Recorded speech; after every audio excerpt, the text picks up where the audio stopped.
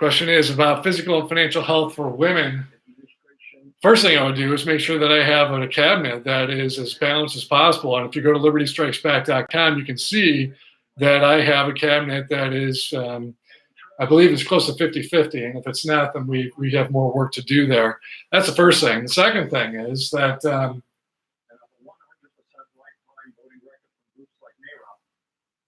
woman's right to control her own body, not the government. Okay, so Senator Sanders is talking about being supporting women's right to health. I totally agree with that. The Republican position of legislating from the point of birth is an unconstitutional violation of our right to privacy, and so because of that, I support a balanced approach to the protection of women's health rights as well as the protection of the unborn. What they're not talking about here is women's health and women's financial wellness is also related to the wellness of the family, and especially for minority communities, you've got Black and Hispanics, Muslims as well. They're being unfairly and unconstitutionally targeted. And the families are coming under fire. And as a result, for example, 30% of Black men end up in prison. That is an attack on families, and that is why women, especially minority women, are disproportionately affected.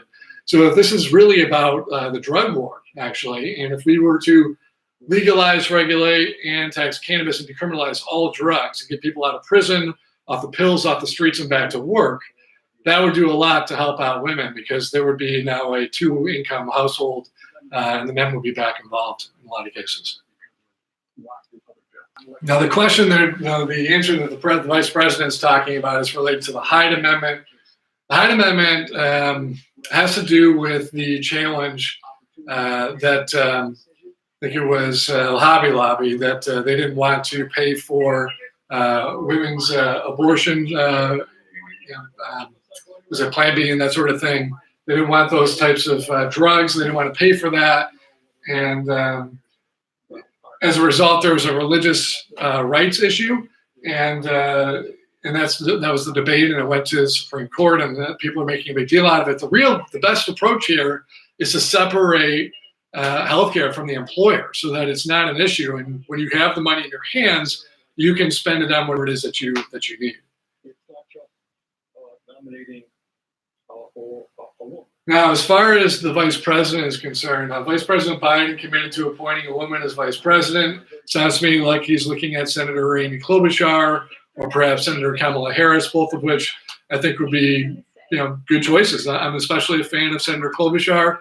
My pick. I would love to have Senator Booker as my vice president. I would also like to have Representative Amash serve as my chief of staff, and the reason why is because I believe that those two best represent and are able to articulate liberty and the lack thereof, and how to address it and to fix it going forward. I do have a lot of slots for women in the cabinet. Specifically, Representative Ocasio-Cortez is going to lead up the new Environmental and Economic Justice Department, which replaces the worthless HUD, which all it's done and significant accomplishments include redlining. So we're going to fix that. And you know what? Deporting millions of undocumented workers, that's a horrible idea. First off, the reason why that's happening in the first place is because Social Security would go bankrupt without the support of the immigrants who are paying into the system. ICE is an unconstitutional Gestapo, in my opinion. The people are good, but the system doesn't need to be set up the way it is. We have police departments who can do that job. I would abolish ICE immediately. I would also make sure that I have both an Hispanic, Ocasio-Cortez, and a Muslim in my cabinet as well. And I think that we need to take significant steps to make sure that our immigration system is reformed. And the best way to do that, I think, is to make sure that it's fully transparent, it's open source, it's declassified. There's a clear path to accomplishing to gaining citizenship in America, which does not exist right now. I know this because I've talked to many immigrants and children of immigrants while I'm on the campaign trail, and across the country, and that needs to be fixed. And so if need be, I would do what Reagan did, and I would provide amnesty in order to address the situation and produce something that works. Number two, immediately, we end these ICE raids. Yeah. Senator Sanders is talking about ICE raids, the DACA program. Again, I do support DACA, and absolutely I would abolish ICE. I mean, I let the dog out. And if you want to know who let the dogs out, you can say McHugh let the dogs out. The question isn't about whether or not we have an open border or a closed border. The question is about whether or not we have an effective border. And you know what? Right now, I would argue that we do not have an effective border. Certainly, a wall isn't going to really do that much. Just ask China how their Great Wall has worked out with regard to the coronavirus. Walls are old technology. And if you really insist on having a wall, let's make it a green living wall with plants growing on it. Reality is that the biggest threats today are not Hispanics coming up, and it's biological issues. And with a declassified and open sourced government, we can make sure that everybody has a card that, and we can scan people at the border in times like these to make sure that everybody who's coming in, doesn't need to be quarantined. If they need to be quarantined, then you quarantine them. But at least the information and the border and everything around it will be open source, declassified, and therefore you know that it's trustworthy. We don't have that right now. The irony here is that, with the coronavirus outbreak, Mexico is actually considering closing their border to us. Be careful what you ask for, right? Because you just might get it. And when China built the Great Wall, it wasn't to keep the Mongols out. It was actually to provide a deterrence, knowing that an invading army wouldn't be able to get out once they got over the wall. So it's in fact more of a tool to keep people in than it is to keep people out. And the question is, why would that be the case? And if you look at hijackingamerica.com, where I've listed out the sequence of events that separated America from our liberty, then you would see that there is a very deliberate method over the last at least 40 years that have separate us from our liberties. And that would say, okay, now without transparent media, without reliable information, you might question, well, is everything that we see on television factual, relevant, true, and trustworthy? And since we're all surrounded by fake news, I think you would agree with me that it's not. And since it's not, then the question is, well, once you get outside the country, you see that the news is more reliable. So why is the wall really going up? I don't think it's to keep people out. Now, we abolish ICE and we look at amnesty. And I've got Secretary Castro as my Immigration and Border Control lead. And I would trust my cabinet leaders. The reason why my cabinet is not stacked with donors like President Trump's is because I want my cabinet to be full of leaders who understand their issues and know how to go get it done. And so by empowering leaders to work with the House and the Senate, they can go out and get good common sense policies done that sometimes incorporate fresh ideas, but absolutely are based on constitutional rights. And when you do that, you know that they're going to bring in good results and good policy, and then we can go ahead and just sign off on it. So again, go check out my cabinet at libertystrikesback.com. So we've gotten onto the topic of education. Right now, we spend 10 times more on defense than we do on education.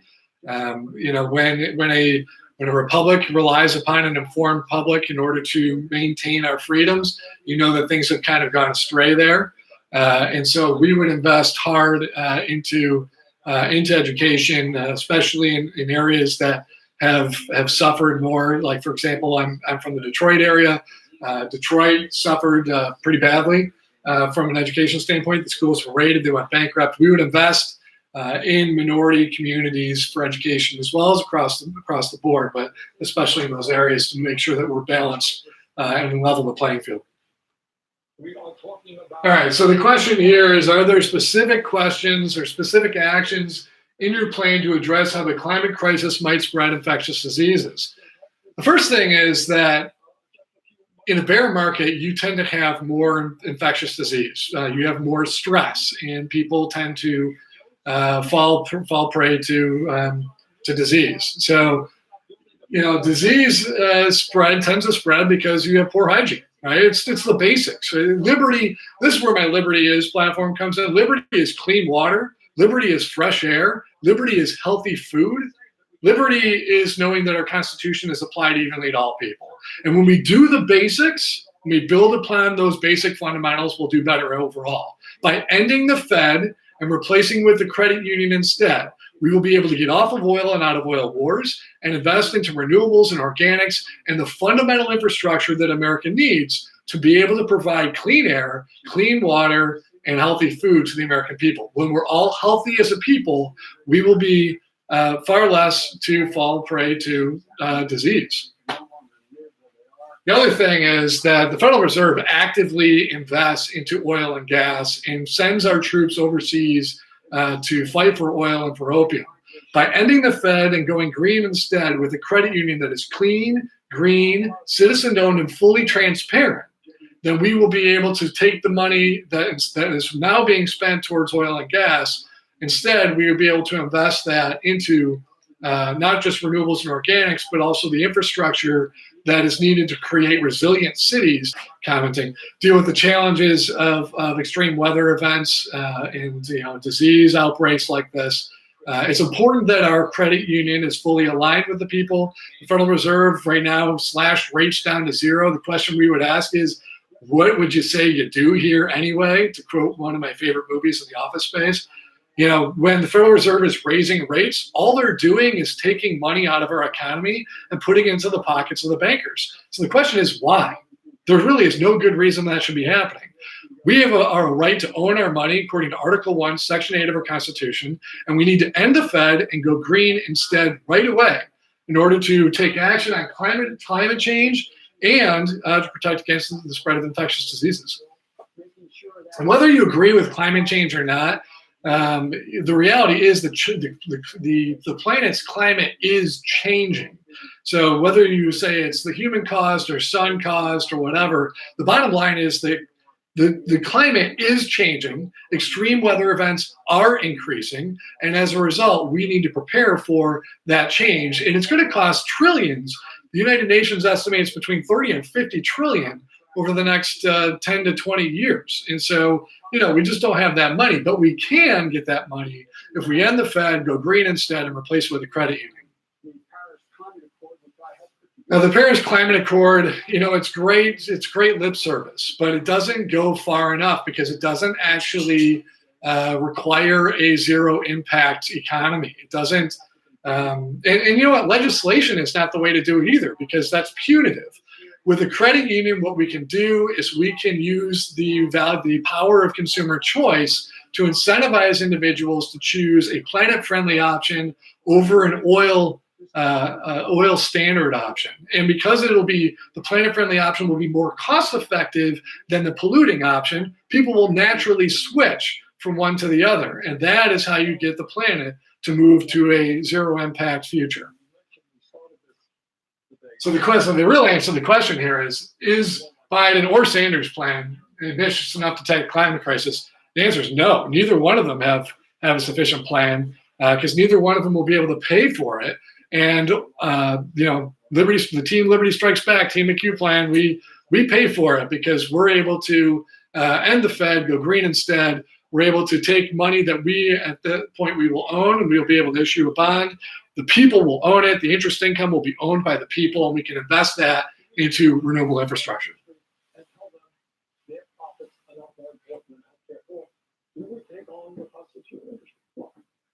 I mean, I'm a big fan of Senator Sanders because he speaks the truth and he talks about things that are important. But we have to do more than just say that we're going to take on the fossil fuel industry or take on the pharmaceutical industry. We need to actually have a plan to do it. And the best plan to do it is not by tripling tax revenue so that you can have massive government programs that force people to move or invest into things. We need consumer ownership of this in order to speed the transition and make sure that the government maintains a balanced budget. Number one, No more subsidies for fossil fuel industry. No more drilling on federal land. Totally on board with that. Vice President Biden just said no more subsidies for fossil fuel, no more drilling in federal land. You know, they shouldn't have subsidies at all. And by ending the Fed, we'd also be able to knock out those subsidies, and you'd see a change happen very, very quickly. As a matter of fact, with this coronavirus, we may actually see some of these oil companies start to go bankrupt. Everything exactly right. We're 15% of the problem. 85% of the problem is over there. So now they're talking about emissions, and the reality is that we don't have full transparency with regard to what's going on. So personally, now if you go to hijackingamerica.com, you know that I believe in, some people would say call it conspiracy theorists, but I say it's conspiracy logic, it's conspiracy reality. And so personally, I think that what's happening is that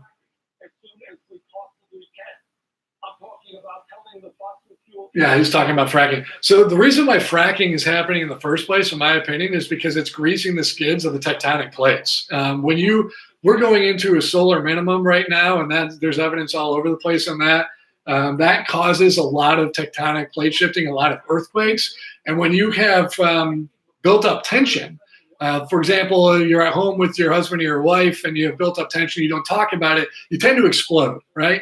So if you have conversations periodically, then you can let the steam out and you can simmer so that you don't have big explosions. Well, it's the same thing that works with tectonic plates. And so when you have fracking and you frack near the fault lines, and there's evidence all over the internet that fracking near the fault lines has caused many, many small earthquakes, but no big ones. And so I believe part of the reason why we've been fracking is to reduce the impact of earthquakes. Now, the fracking has destroyed millions and millions of gallons, probably billions of gallons of water.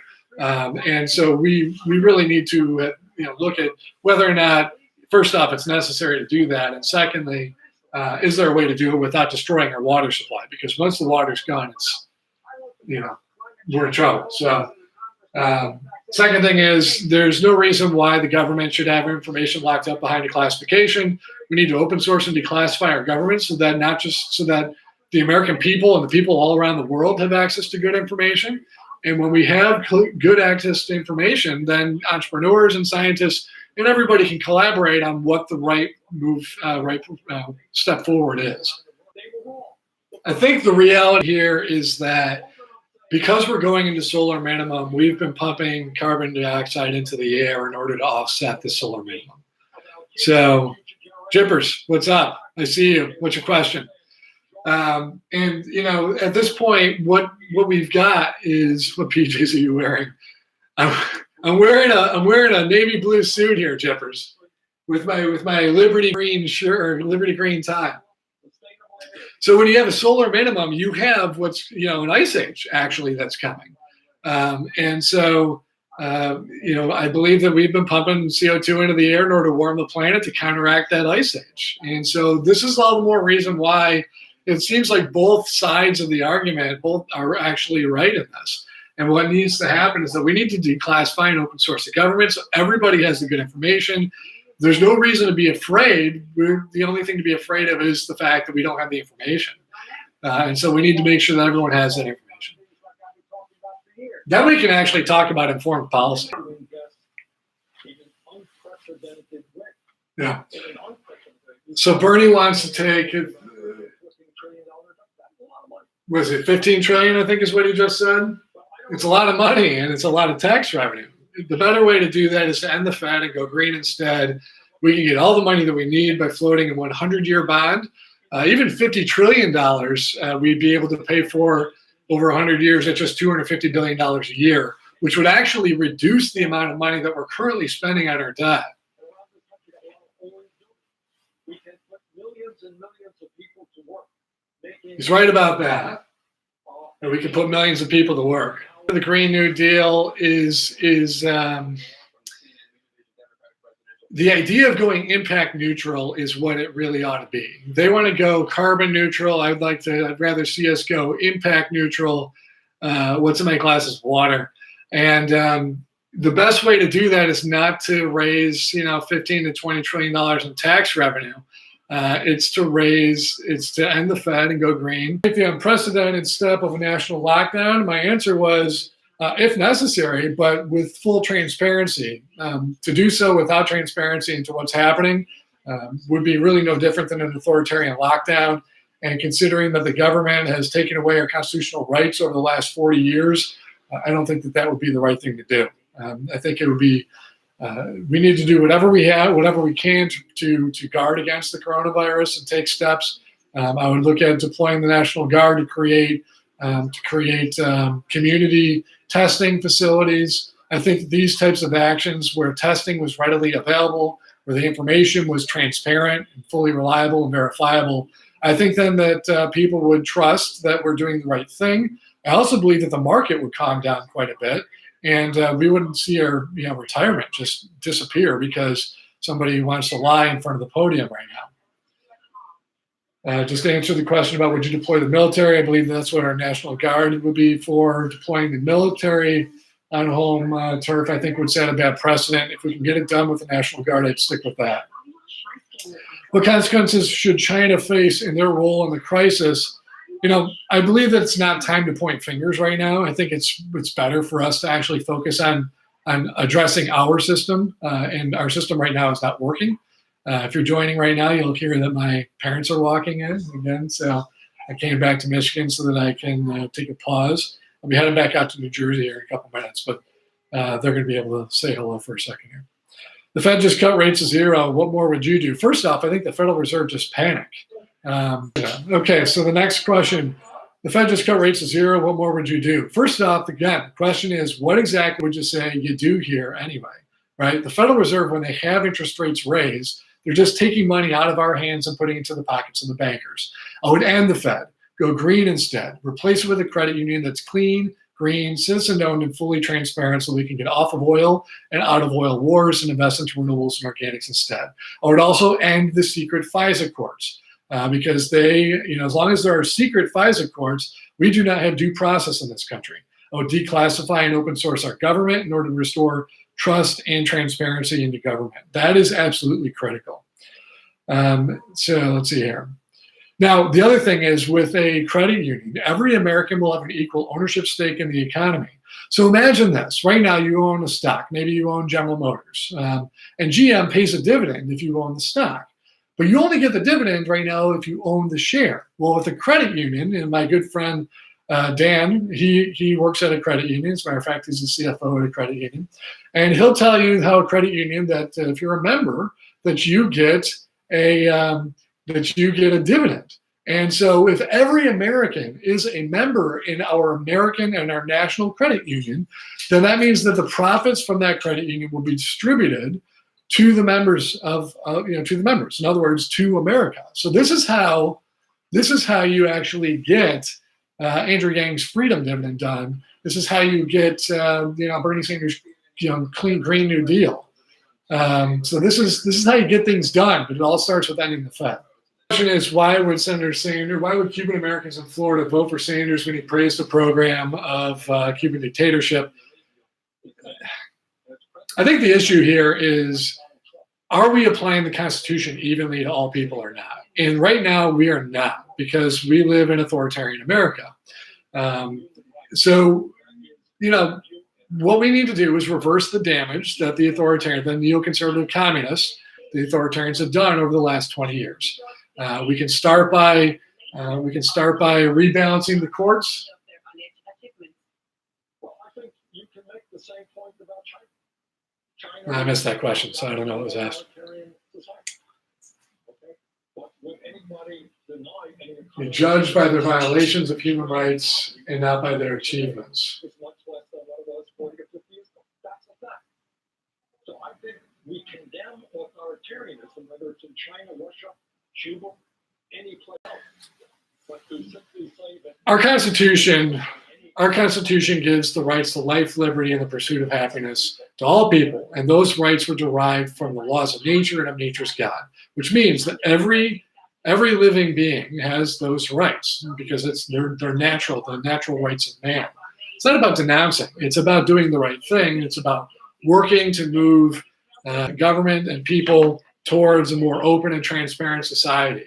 And that's really what we need to do. In order to see that change happen in the world, we need to be the change that we want to see in the world ourselves.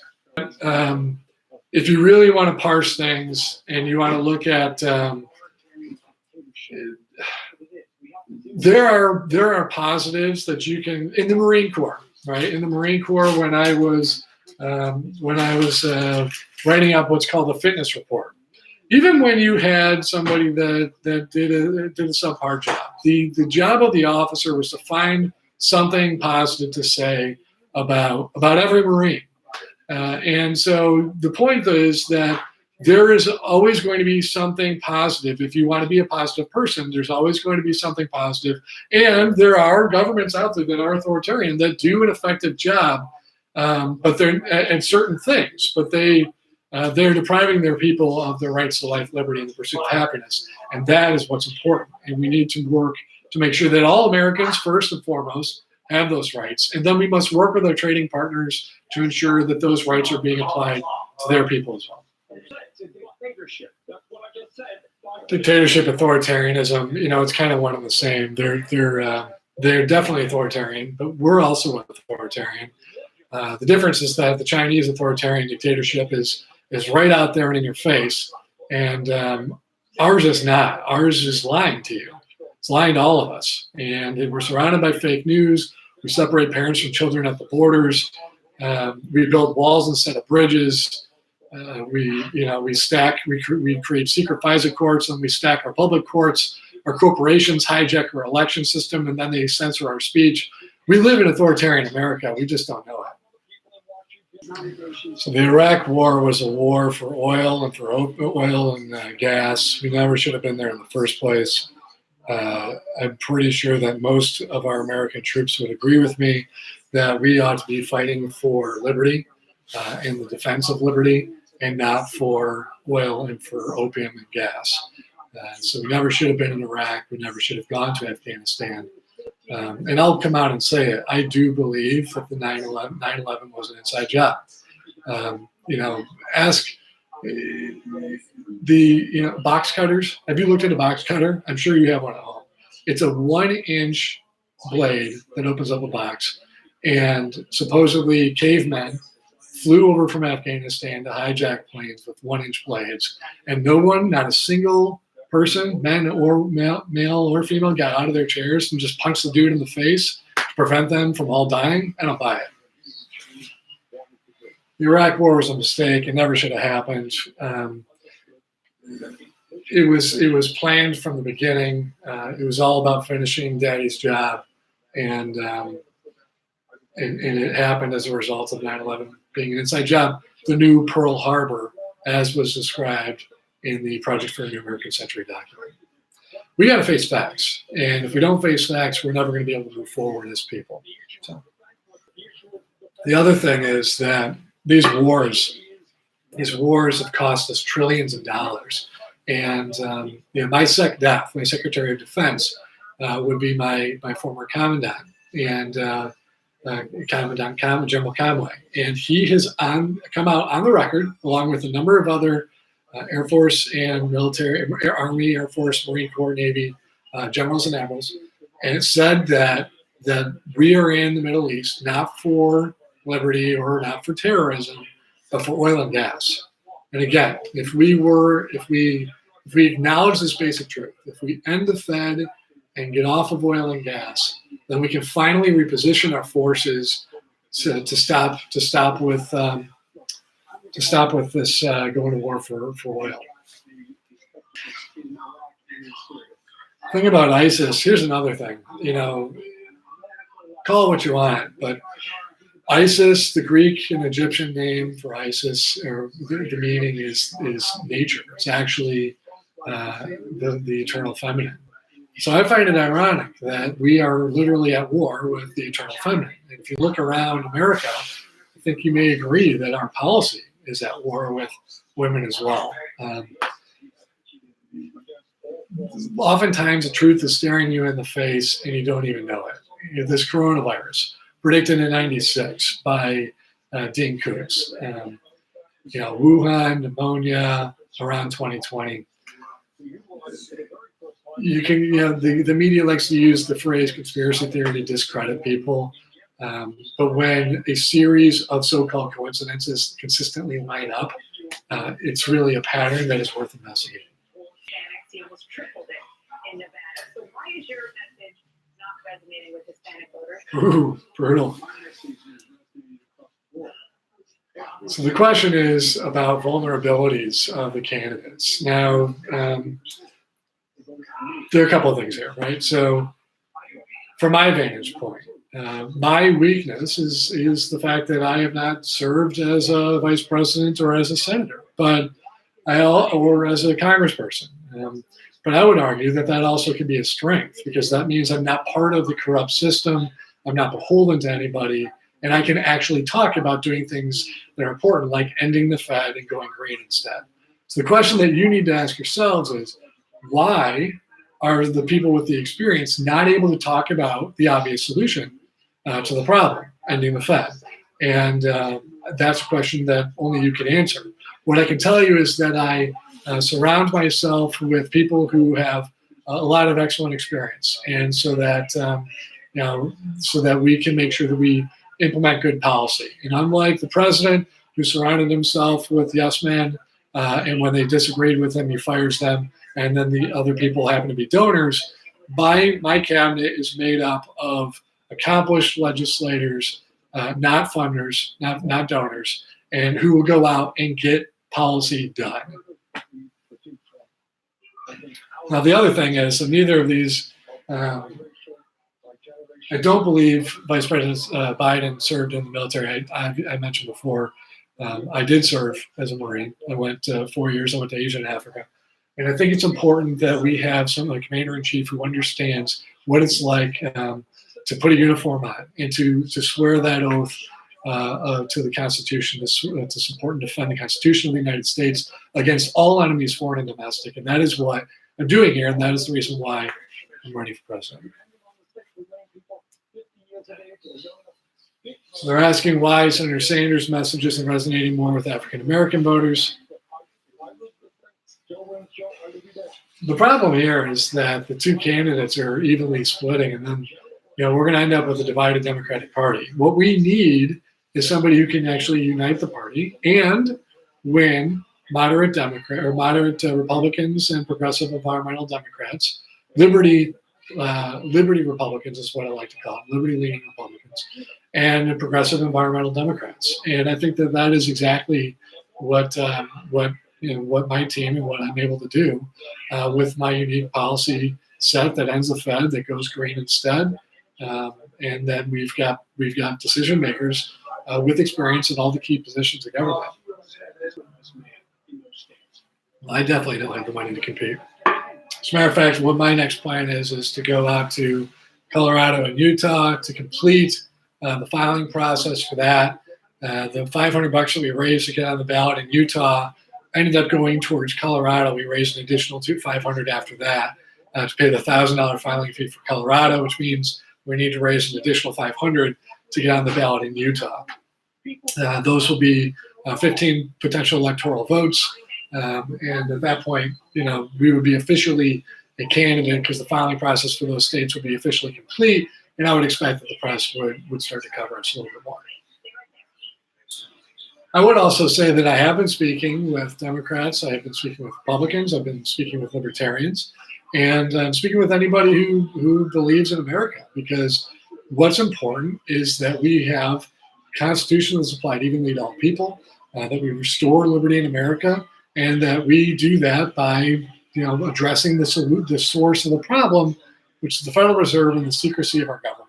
We open source and declassify, we end the Fed and end FISA, we legalize cannabis, we decriminalize all drugs, and when we do these things, we also pass an Amendments for America package that rebalances our courts, overturns Citizens United, pass a planet-friendly money amendment, pass a balanced budget amendment, and when we do these things, and also pass a void for vagueness amendment, which is a constitutional rule since 1926 that was overturned in 92 and then permanently in 2001 with the Patriot Act. But that one in particular is especially important because government is supposed to be so simple and easily understandable that everyone gets it. And if it's not, if a law is not easily understood, objective and clearly understood, then it should not be a law. And so that's what we need to do. All right, so we are on a commercial break. I'm going to go ahead and run through again some of the other questions that we had. Let's see here. Now, briefly, the topic of 2008 came up. And, I spent the last 20 years working in the finance industry. So, I saw when the planes hit in 2001, I was actually at UBS, at a bank working as a financial advisor. And when the stuff hit the fan in 2008, we bailed out the banks.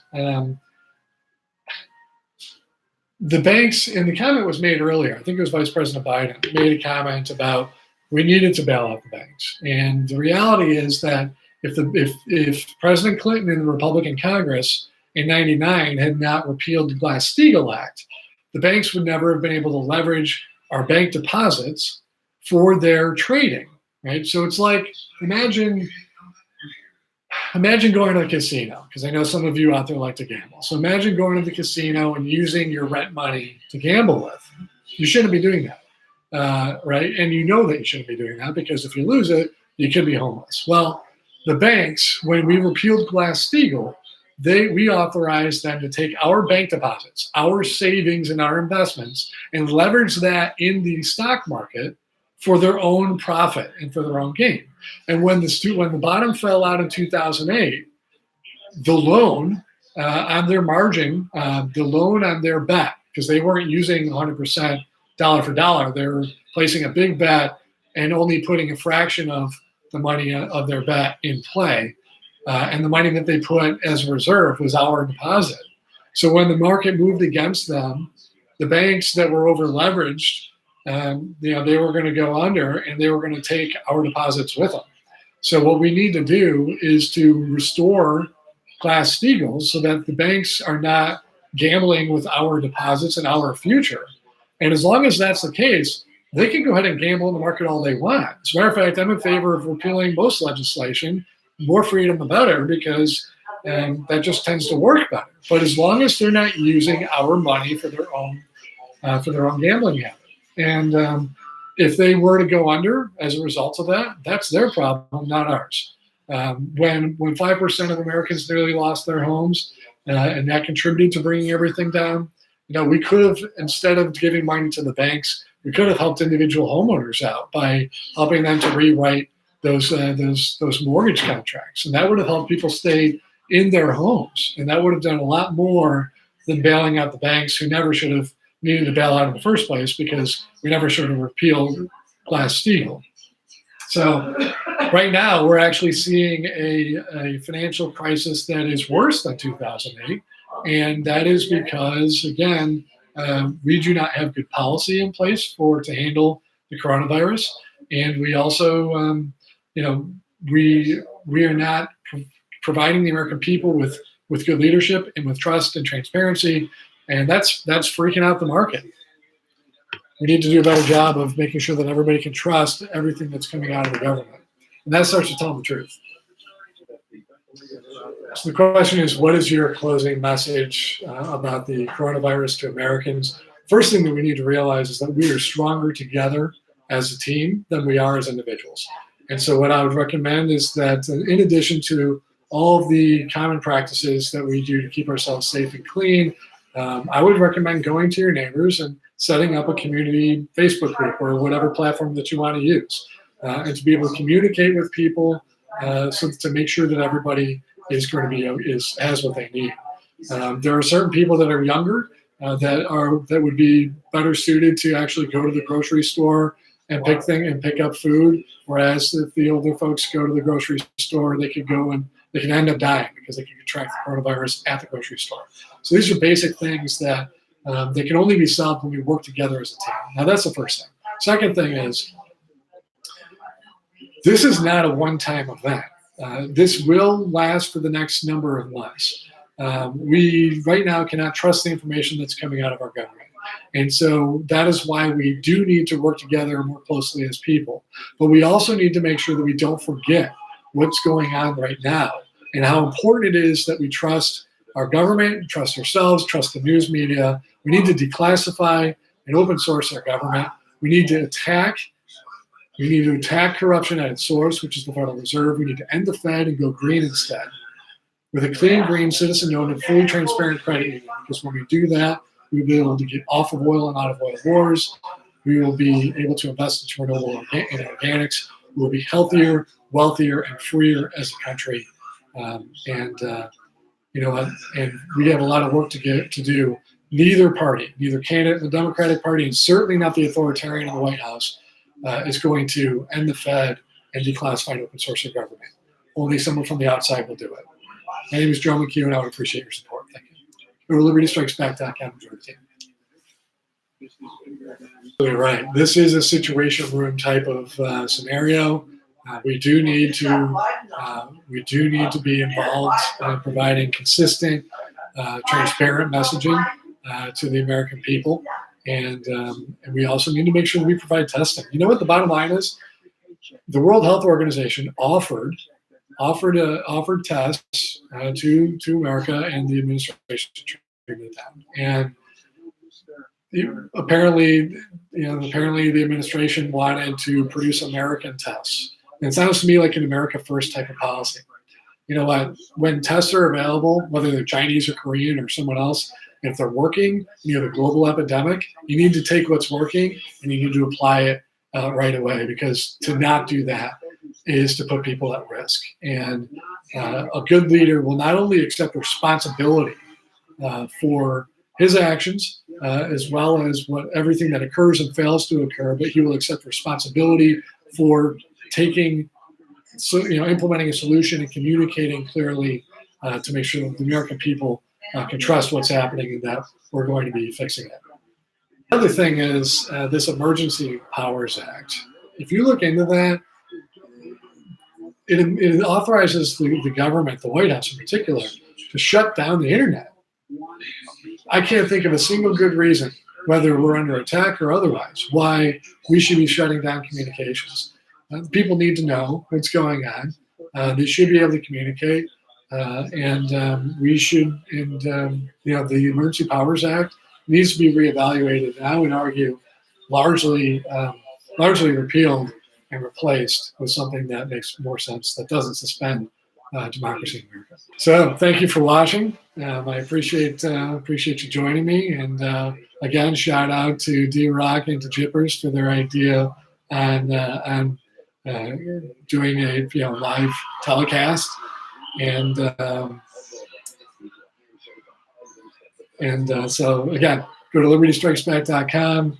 We're trying to raise an additional $500 to get on the ballot, officially get on the ballot in Utah. We already have the 1,000 signatures validated by their Secretary of State, and so once we get out there now, the holdup initially was that you could not officially file with Utah. You could collect the signatures early, which is what we did, but we could not officially file until March 14th, I believe it was. Well, now that timeline has passed, we can officially file. So we need to raise the $500 to be able to get on the ballot in Utah, and then we will be able to get on the ballot in both Utah and Colorado.